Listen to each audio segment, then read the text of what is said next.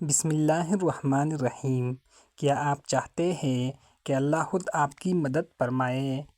کیا آپ جانتے ہیں کہ ایک ایسا عمل ہے جس پر اللہ تعالیٰ ہر وقت بندے کے ساتھ ہوتا ہے؟ رسول کریم صلی اللہ علیہ وآلہ وسلم نے اس کا واضح اصول بتا دیا ہے۔ حضرت ابو ہریرہ رضی اللہ عنہ روایت کرتے ہیں کہ رسول اللہ صلی اللہ علیہ وآلہ وسلم نے فرمایا، اللہ تعالیٰ اس بندے کی مدد میں رہتا ہے جب تک وہ بندہ اپنے بھائی کی مدد میں رہتا ہے۔ صحیح مسلم حدیث نمبر 2699۔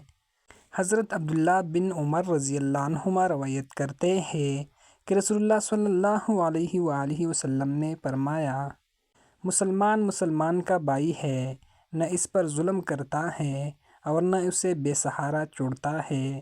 جو شخص اپنے بھائی کی حاجت پوری کرتا ہے، اللہ تعالیٰ اس کی حاجت پوری فرماتا ہے۔ صحیح بخاری حدیث نمبر 2442۔ قرآن پاک میں ارشاد باری تعالیٰ ہے، نیکی اور تقوی کے کاموں میں ایک دوسرے کی مدد کرو۔ سورۃ المائدہ آیت نمبر 2۔ جو شخص لوگوں کے کام آتا ہے، اللہ اس کے کام سنوار دیتا ہے۔ جو بندوں کا سہارا بنتا ہے، اللہ اس کا سہارا بن جاتا ہے۔ آج نیت کر لیجئے کسی ایک ضرورت مند کی مدد کی، کیونکہ ممکن ہے اسی عمل کے بدلے اللہ آپ کی ایسی مدد کرے جس کا آپ نے کبھی تصور بھی نہ کیا ہو۔ کمنٹس میں دعا لکھ کے، یا اللہ ہمیں دوسروں کے کام آنے والا بنا دے۔